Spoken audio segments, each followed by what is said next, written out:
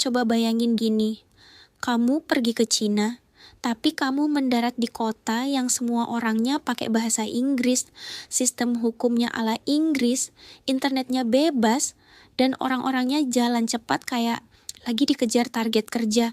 Tapi kota ini masih bagian dari Cina, namanya Hong Kong. Tapi kok rasanya beda banget ya? Apakah ini semacam glitch di peta Asia Timur atau ada cerita panjang di balik satu negara, dua gaya hidup ini? Jadi, gini ceritanya.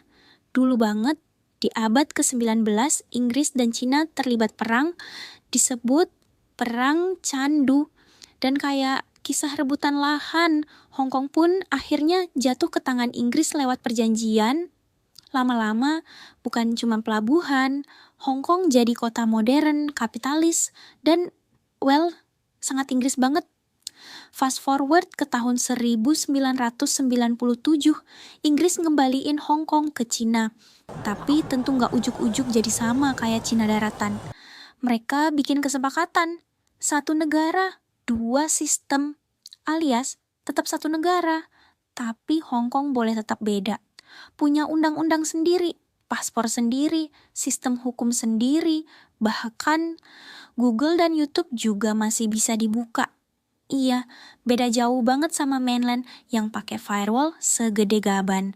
Tapi tentu nggak semua berjalan semulus drama romantis. Lama-lama, Cina mulai ikut campur. Ada undang-undang baru, aktivis ditangkap, dan kebebasan pers mulai ditekan. Warga Hong Kong nggak tinggal diam. Tahun 2014, ada gerakan payung kuning. Protes damai, minta demokrasi lebih besar.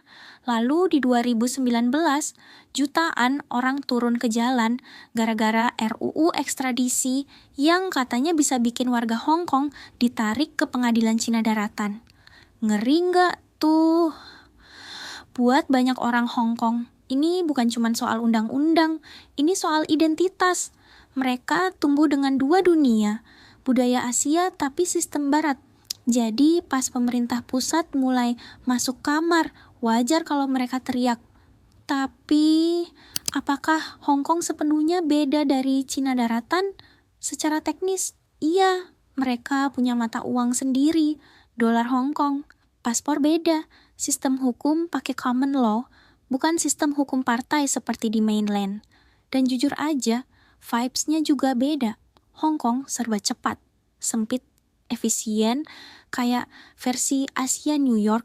Sedangkan banyak kota di China masih dalam fase berkembang, meskipun cepat banget majunya. Tapi sejak Undang-Undang Keamanan Nasional diberlakukan 2020 lalu, makin banyak hal yang diharmonisasi. Media jadi lebih hati-hati. Demonstrasi mulai dilarang. Beberapa sekolah bahkan diminta ganti kurikulum biar lebih nasionalis. Dan itu bikin banyak warga, terutama anak muda, milih cabut ke Inggris, Kanada, atau Australia. Karena bagi mereka, Hong Kong yang dulu makin kabur. Tapi jangan salah, Hong Kong masih punya semangatnya. Meski tekanannya besar, orang-orang di sana tetap kerja keras, tetap inovatif, dan tetap bangga jadi Hongkonger. Yang menarik, semua ini bikin kita mikir, gimana rasanya hidup di satu negara, tapi sistemmu beda. Kamu pakai paspor beda, atur hukum sendiri, tapi masih di bawah bendera yang sama. Unik banget, tapi juga rumit. Jadi kalau kamu suatu hari ke China dan heran kenapa ada satu kota yang rasanya kayak negara lain, jangan kaget. Itu bukan kebetulan, itu hasil sejarah panjang, politik, ekonomi, dan identitas yang nggak pernah benar-benar menyatu. Hong Kong adalah bukti bahwa satu negara bisa punya dua wajah, tapi apakah dua wajah itu bisa terus akur atau pelan-pelan melebur jadi satu? Waktu yang akan jawab.